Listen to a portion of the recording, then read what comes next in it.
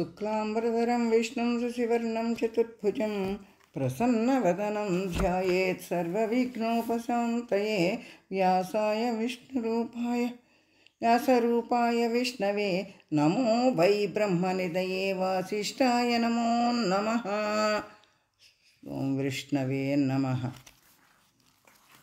ఇప్పుడు తర్వాత శ్లోకం నేను చెప్పుకున్న తర్వాత శ్లోకానికి మనం చదువుతూ రెండు శ్లోకాలని మనం తర్వాత అర్థాన్ని చెప్పుకుందామండి.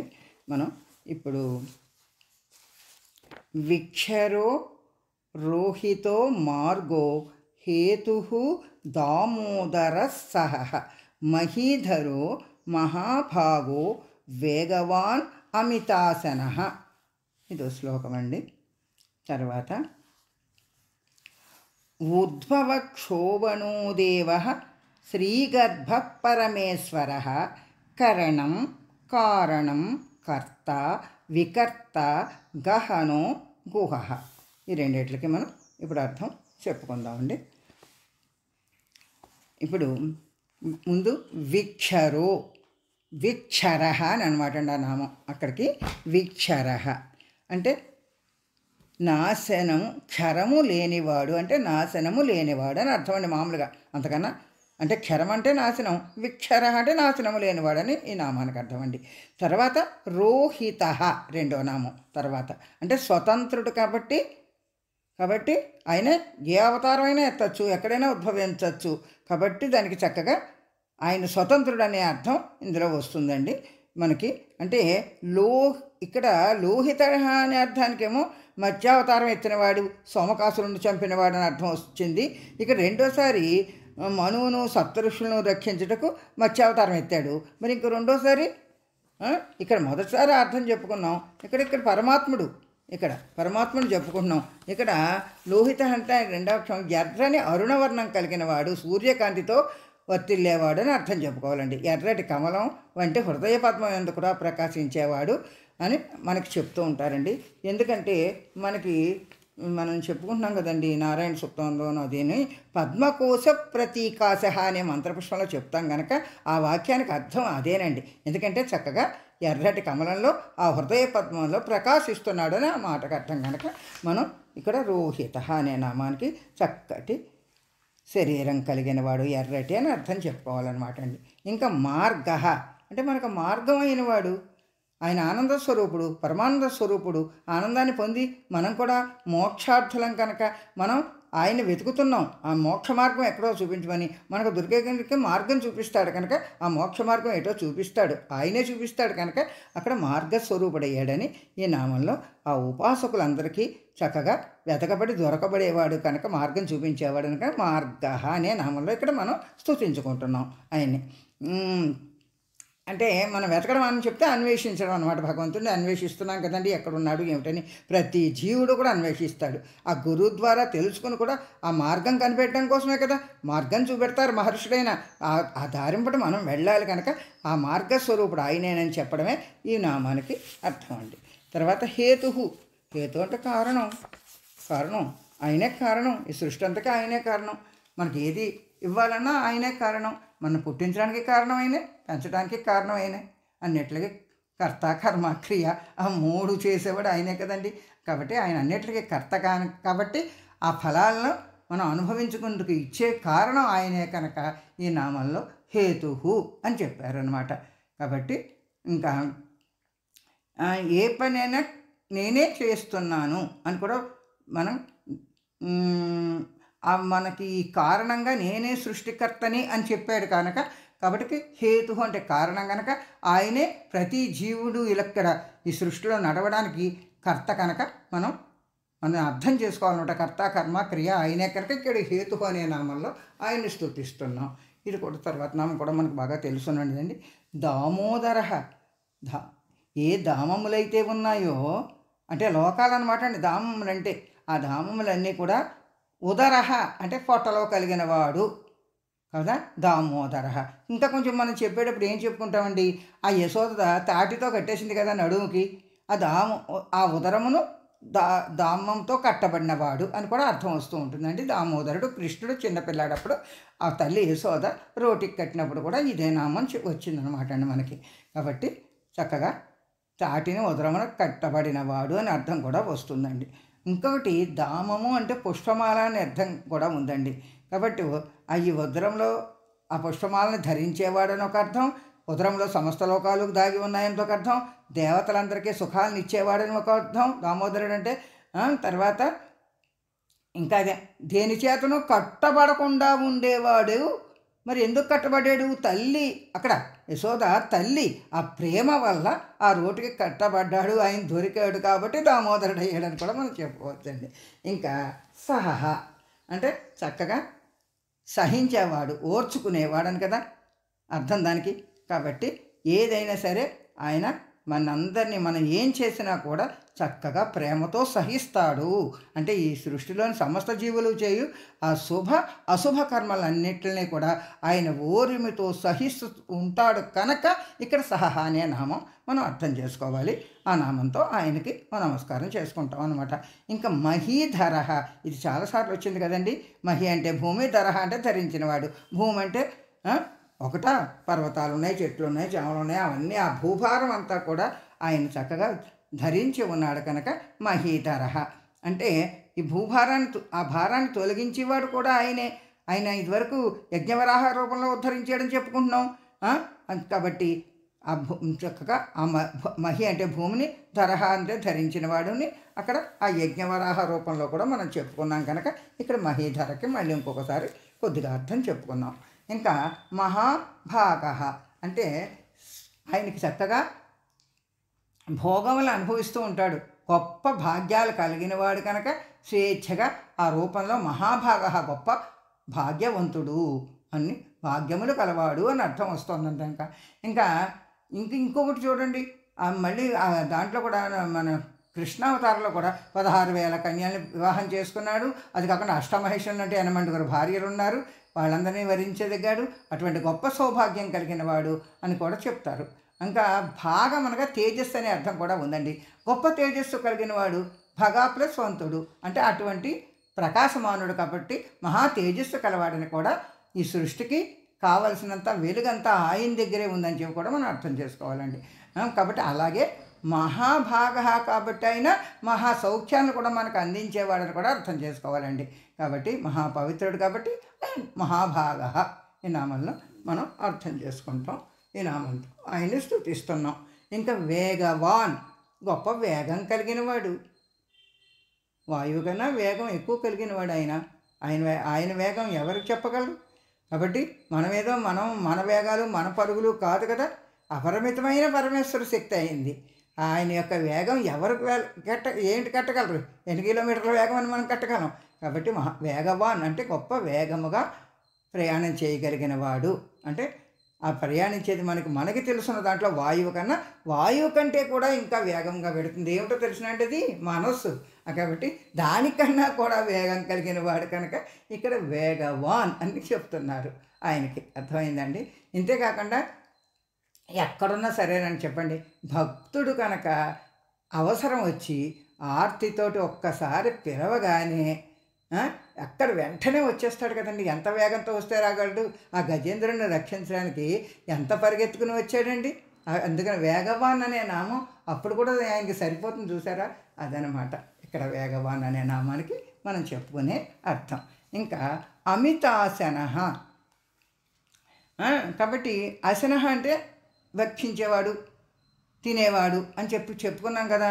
అంటే అమితంగా భక్షించేవాడు అని అర్థం వస్తుందండి. అమితాసన అంటే అమితంగా అంటే మితము లేకుండా, అంటే ఇంత కొంచెం తక్కువ మళ్ళాగా అని కాకుండా భక్షించడం అంటే కూడా అందరినీ తనలో లయం చేసుకునేటప్పుడు అని అర్థం. ఇదివరకు చెప్పాం కదండి.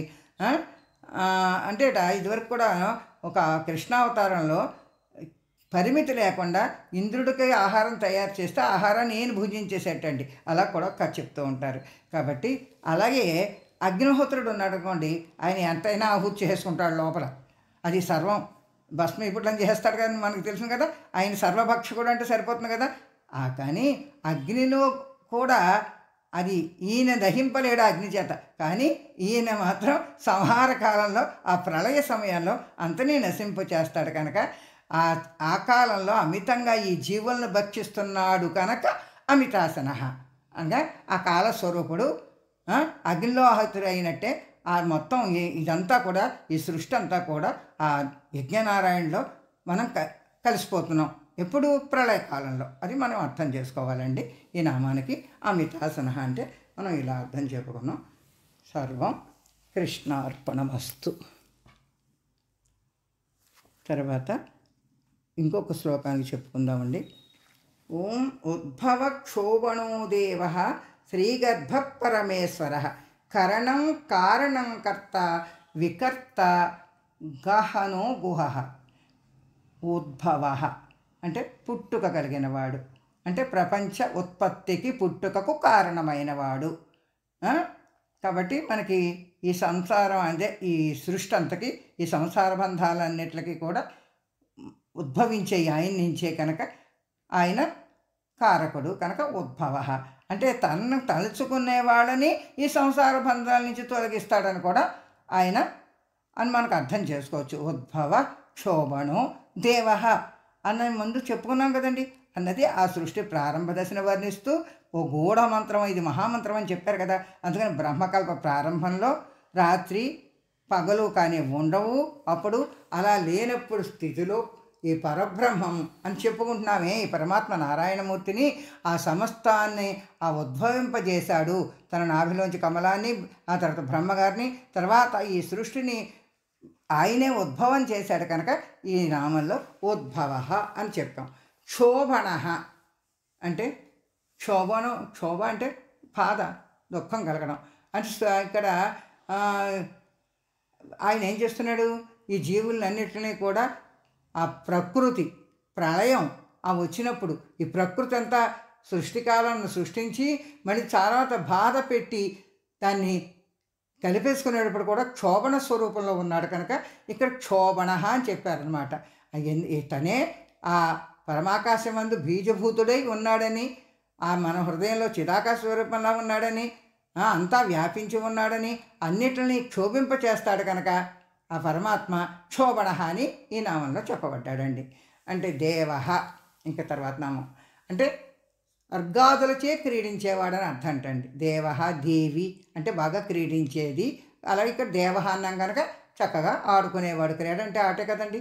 తర్వాత రెండో నామం దేవాదులను జయింపగోరువాడు అంటే అందరి మీద ఆయన జయించాలని కోరుకుంటూ ఉంటాడు. ఆయనకి ఎవరు ఎదురుంది కనుక అదనమాట. అన్ని భూతాల్లోనూ ఉంటాడనమాట, చక్కగా విహరిస్తాడు అన్ని భూతాలు ఎందు కనుక దేవ. అన్ని భూతాలు ఎందు ఆత్మస్వరూపంలో ఆయన చక్కగా విహరిస్తూ ఉంటాడు, ప్రకాశిస్తూ ఉంటాడు కనుక ఆయన ఎక్కడైనా తిరగలడు కనుక దేవ. అన్ని స్తోత్రముల చేత ఇప్పుడు మనం చెప్పుకుంటున్నాం కదా ఇన్ని శ్లోకాలు, చక్కగా వీటన్నిటి చేత ప్రతినామం చేత స్తుతి చేయతగినవాడు. అంతకుమించి ఎవరు స్తుతి చేయలేనికి సమర్థులు కారు అనమాట. కాబట్టి చక్కటి స్తోత్రాల చేత స్తుతి చేయతగినవాడు కనుక దేవ. కాబట్టి అంత వ్యాపకుడు కనుక దేవ. ఇలాగా మనం ఎన్ని నామాలైనా చక్కగా చెప్పుకోవచ్చండి. దేవ శబ్దానికి వాసుదేవ చూసారా, మనం ఉద్భవ అంటే వాసుదేవ అని దేవ శబ్దం చివరి వస్తూ ఉంటుంది. అలాగా మనం శ్రీమన్నారాయణుడు చక్కగా మనం ఇలా నామంలో దేవ అని చెప్పుకున్నాం కాబట్టి ఈ నామం ఎక్కువ సార్లే వచ్చిందండి. దానికి కారణం ఇంకా బోల్డ్ రహస్యార్థాలు ఉంటూ ఉంటాయి, మనకేవో తెలుసున్న వాటికి కొంచెం కొంచెం చెప్పుకుంటున్నాం. ఆ తర్వాత నామం శ్రీగర్భ. కాబట్టి శ్రీ అంటే లక్ష్మి, అవునా, లక్ష్మీ రూపమైన సృష్టి, ప్రకృతి రూపమైన సృష్టి. అది ఎక్కడుందండి, ఆయన ఉదరంలో ఉందని అస్తమాటు చెప్పుకుంటున్నాం కదా. శ్రీగర్భ అన్నప్పుడు లక్ష్మిని వర్ధిల్ల చేశాడు ఈ ప్రకృతి రూపంలో. మనందరికీ ఎలా కావాలో మనకి తల్లిగా ఆ ప్రకృతి మాతగా ఆ లక్ష్మి ఉద్ధలం నుంచి చేసేట ప్రకృతిని మనకి శ్రీగర్భ. ఆ శ్రీ గర్భమునందు కలిగినవాడు అంటే ఈ సృష్టికి కారణమైనటువంటి ఆ మూల ప్రకృతి అయిన ఆ శ్రీ మహాలక్ష్మిని మనం చెప్పుకునే ప్రకృతి అనే చెప్పబడిన ప్రకృతి మాతని తన గర్భం నుంచి ఉద్భవింపజేశాడు కనుక శ్రీగర్భ అని ఈ నామంలో చెప్పుకుంటున్నాం అన్నమాట. ఇంకా పరమేశ్వర, గొప్పవాడు పరమేశ్వరుడు, ఐశ్వర్యుడు, ఈశ్వర సంపన్నత కలిగిన వాడు, చక్కటి స్వభావాలు కలిగిన వాడని అర్థం చెప్పుకుంటూ ఉంటాం పరమేశ్వరుడు అంటే కదండి. కాబట్టి లక్ష్మీదేవి తన్నే కోరి వరించిందని చెప్తూ ఉంటారు. కాబట్టి ఆ పరమైశ్వర్యము ఆవిడ దగ్గర ఉంటుంది. ఆవిడ్ని ఈయన పొందాడు కనుక పరమేశ్వరుడు అయ్యాడు. ఈశ్వరుడు అనగా ఈ సృష్టికి ప్రభువు, సృష్టికర్త, బ్రహ్మ ఇలా చెప్పుకుంటూ ఉంటాం కదండి. సర్వభూతాల యొక్క హృదయంలో అంతర్యాముగా ఉంటున్నాడు జీవాత్మగా. ఆయన ఈ జీవాత్మలన్నిటికీ ఆయనే ప్రభువు అని చెప్తున్నాం కనుక పరమేశ్వరుడు అని కూడా చెప్పచ్చు. ఇంకా చక్కగా ఆ షడ్గుణాలు అనబడే 6 చక్కటి గుణాలు కూడా ఈ ఈశ్వర గుణముల చేత వెలుగొందుతూ ఉంటాడు కనుక ఆ విష్ణు షడక్షరీ నామంతో వెలుగొందే పరమాత్మ కనుక ఆ పరమాత్మ ఈశ్వరుడనే నామం ఇక్కడ పరమేశ్వరుడు నామంలో చెప్పబడుతోందండి. అంటే ఇంకోటి ఇక్కడ బ్రహ్మ విష్ణు మహేశ్వరుల కన్నా కూడా పరమైన వాడు ఇక్కడ పరమేశ్వరుడు అని మనం అర్థం చేసుకోవాలన్నమాట. కాబట్టి ఆ శ్రీమన్నారాయణుడు, ఆ పరబ్రహ్మ, ఆ పురుషోత్తముడు ఇలాగ ఎన్నో ఉన్నాయన్నమాట. అక్షర పురుషుడు ఈయనమాట. ఈయనన్నీ కూడా ఆ పరమేశ్వరుడు అని చెప్పేసి ఈ రామంలో, ఈ పరమేశ్వర రామంలో మనం అర్థం చేసుకునేది ఆ పరబ్రహ్మనేనని తెలుసుకోవాలి. తర్వాత కారణం అంటే జగదుత్పత్తికి కారణమైన వాడు కనుక కారణం అని చెప్పబడుతున్నాడు. భక్తులు తిరిగి తన్నే పొందాలి కనుక ఆ పొందడంలో సాధన చేస్తే ఆయన పొందుతాం. అందుకని ఆ పొందవలసిన వాడి కనుక కారణం ఈయన కనుక శ్రేష్టమైన వాడని కూడా చెప్తున్నాం. కాబట్టి మనకి ఈ జగత్తుకి, ఈ సృష్టికి మొదటి పుట్టినవాడు బ్రహ్మస్వరూపంగా, ఆ పరబ్రహ్మ స్వరూపంగా ఉన్నవాడు కనుక కారణం అని చెప్పుకుంటున్నాం అనమాట. తర్వాత కారణం అంటే కారణమైన అంటే ప్రాణులందరికీ పుట్టడానికి కారణం, అందుకని పైన కారణం నామం. ఈ అందరికీ పైన దేవతగా అధిదేవతగా ఉండేవాడు కనుక ఆయనే కారణం. ఈ సృష్టికి ఆయనే కారణం. కంటికి కనిపిస్తున్న ఈ ప్రకృతికి అంతకీ కూడా ఆయనే కారణం. కాబట్టి ఆ ఆయన నాభికమలంలో నుంచి వచ్చిన బ్రహ్మను సృష్టించిన వాడు కూడా ఈయనే కారణ స్వరూపుడు కనుక కారణం అనమాట. అందరికీ కూడా ఈయనే కారణం కనుక, ఈ సృష్టి అంతకీ కారణం కనుక కారణం నామం చక్కగా ఆయనకి ఇక్కడ సూచింపబడిందని చెప్పుకోవచ్చు. ఇంకా కర్త కర్మ క్రియ అని ఇందాక చెప్పుకుంటున్నాం కదా. కర్త అంటే పనులందు స్వతంత్రంగా అన్నీ చేసేవాడు ఇక్కడ కర్త. ఆయనే స్వతంత్రుడు. జీవులన్నిటికన్నా అధికంగా ఉన్నారు. వాళ్ళకి సుఖదుఖాలకు వాళ్ళని చక్కగా అన్నీ అభయం ఇస్తూ చక్కగా కాపాడుకుంటూ ఉంటాడు కనుక ఆయనే కర్త కదండి. మరి ఇక్కడ కర్త అంటే జీవుడికి తాను చేసుకున్న కర్మలకి తానే కర్త అని చెప్తాం కదా మనం. ఇక్కడ ఎవరు చేసుకున్న కర్మ వాళ్ళు అనుభవించాలని చెప్పేసి. కాబట్టి ఈయన ఫలితాలు ఇస్తూ కర్తగా ఉన్నాడని చెప్పుకోవచ్చు. కానీ ఈ సృష్టికి కూడా కర్త ఆయనని చెప్పుకోవచ్చు అనమాట. కాబట్టి ఇక్కడ బ్రహ్మను సృష్టించాడని చెప్పుకున్నాం కదా ఇందాక. అలాగే ఆ దేవతలందరినీ సృష్టించాడు. అలాగే ఇదంతా ఈ సృష్టి అంతా ఇక్కడ మనందరినీ, మానవులందరినీ సృష్టించాడు. అనేక కూడా జీవరాశులన్నీ సృష్టించాడు. దీని అన్నిటికీ కర్త ఆయనే కనుక ఇక్కడ ఈ నామంలో కర్త అని చెప్పుకున్నాం. ఇంకా వికర్త అంటే సృష్టించిన వాడైనే. ఇక్కడ వింతగా ఈ లోకములను సృజించేవాడైతే కర్త అని చెప్తాం. ఇక్కడ దానికి విరోధంగా ఉంటే వికర్త అని చెప్తాం. వికరోతి వికర్త, జీవులు తన కర్మఫలాన్ని అనుభవించక తప్పదు, చేసుకున్నామని చెబుతాం కదా. అలాగా ఆ శోకాలు దుఃఖాలు ఉంటే అలాంటి వికారం పొంది వాళ్ళకి అలాంటివే ఇస్తాడు అన్నా ఉండడం చేత వికర్త అని చెప్పబడి ఖండిస్తున్నారు అన్నమాట ఈ నామంలో. సృష్టించిన దానిని ముందు సృష్టిస్తాడు, తర్వాత సంహరిస్తాడు. కాబట్టి ఆయన సంకర్షణ స్వరూపుడు అని చెప్పుకుంటున్నాం కదా. ఆ ప్రళయాత్మకుడైన ఆ భగవంతుడు సంహర్త అని చెప్పబడతాడు. అందుకని ఇక్కడ ఈయన వికర్త అని కూడా మనకి ఈ నామంలో చెప్పబడుతున్నాడు అనమాట. గహనః అంటే ఇతరులకు అలవి కాని స్వరూపం కలవాడు. అలాంటి పనులు చేస్తూ ఉంటాడు కనుక మనం గ్రహించడానికి వీలు కానివాడు, మన బుద్ధికి అగోచరంగా ఉన్నాడు. సృష్టి సంహారాలు చేస్తున్నప్పటికీ కూడా ఈ జీవులకు ఎప్పుడూ తెలుసుకోలేడు, గోచరం కాడండమే అది. ఎందుకంటే ఆయన మాయ చేత మనందరం కప్పబడి ఉన్నాం. కాబట్టి ఆయన కప్పబడి లేడు కనుక మనం ఎవరూ తెలుసుకోలేకపోతున్నామని గహనః అనే నామానికి అర్థం అండి. ఇంకా గుహః ఏమిటి ఇప్పుడు?